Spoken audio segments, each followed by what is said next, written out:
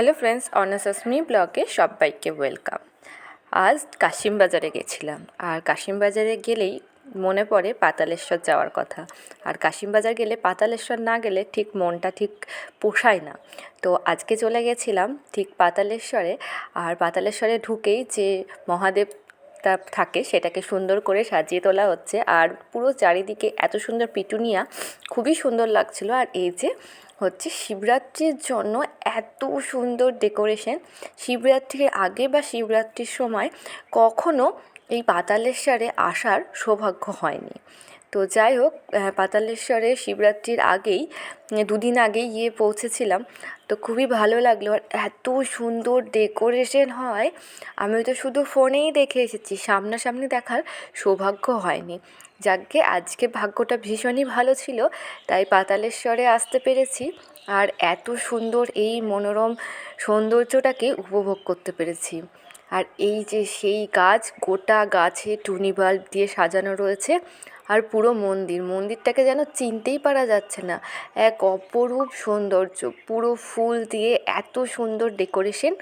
এইগুলো সবটাই ফোনের মাধ্যমে দেখতে পেতাম, কিন্তু এই সামনাসামনি এত সুন্দর জিনিস মানে দেখে মনটা জাস্ট এত শান্তি। এমনিতেই পাতালেশ্বর শান্তির জায়গা, যেখানে মহাদেব আছে সেখানে তো মানে শান্তি ছাড়া আর কিছুই না।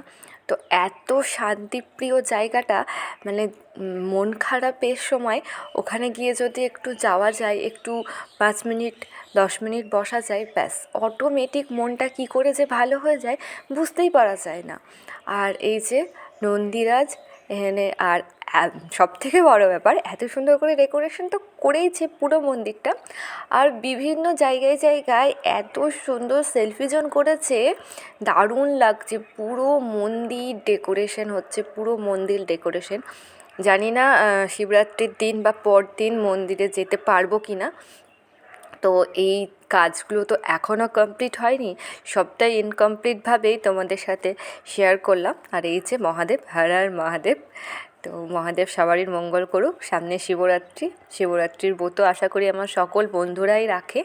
তো কে কীরকমভাবে পুজো করো, কে কোন দিন পালন করছো অবশ্যই জানিও।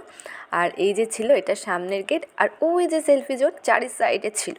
আর কেমন লাগলো এই পাতালেশ্বরের ভিডিও জানাতে কিন্তু একদম ভুলবে না। চলো আজ তাহলে এই পর্যন্তই।